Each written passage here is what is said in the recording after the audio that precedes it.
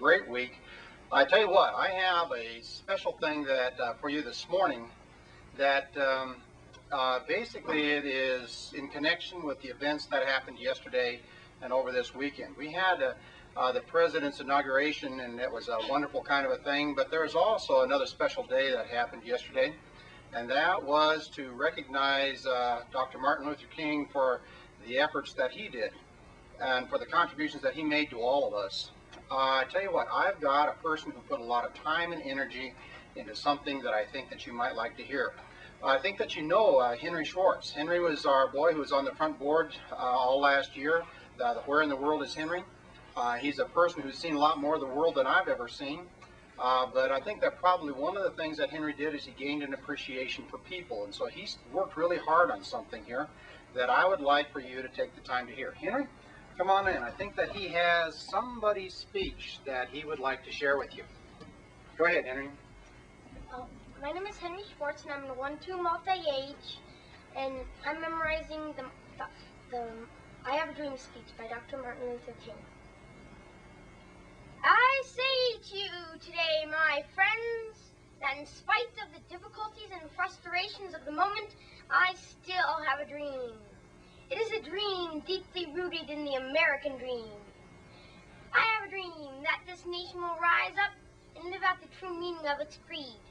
We hold these truths to be self-evident, that all men are created equal. I have a dream that one day on the red hills of Georgia, the sons of former slaves and the sons of former slave owners will be able to sit down at a table of brotherhood. I have a dream that one day in the state of Mississippi, a desert state, sweltering with the heat of injustice and oppression, will be transformed into an oasis of freedom and justice. I have a dream that my 4 little children will one day live in a nation where they will not be judged by the color of their skin, but by the contents of their character. I have a dream today. I have a dream that one day in the state of Alabama, whose governor's lips are presently dripping with the words of interposition and nullification, will be transformed into a situation where little black boys and little black girls will join hands together with little white boys and little white girls as brothers and sisters. I have a dream that every valley shall be exalted, and every hill will be made low, and all the crooked places will be made plains, and all the rough places will be made straight. And the glory of the Lord shall be revealed, and all flesh shall see it together. I have a dream that one day this nation will be able to sing in new meaning, my country 'tis of thee. Sweet land and liberty of thee I sing. Land where my fathers died, land of the pilgrim's pride. For every mountainside, let freedom ring. And for America's to be a great nation, this must become true.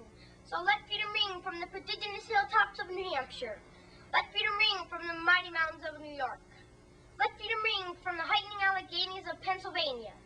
Let freedom ring from the snow-capped Rockies of Colorado. Let freedom ring from the curvaceous peaks of California. But not only that, let freedom ring from the stone mountains of Georgia. Let freedom ring from every hill and molehill of Mississippi. When we let it ring from every village, city, hamlet, and state, we will be able to speed up that day when all God's children, black men and white men, Jews and Gentiles, Protestants and Catholics, will be able to sing that old Negro spiritual. Free at last, free at last. Thank God Almighty we're free at last. Henry, thank you very much. I tell you what, can we raise that camera up just a little bit? I want you to know I'm awfully proud of this young man and all the work that he's done.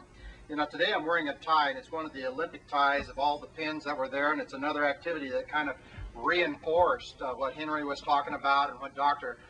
King had strived for.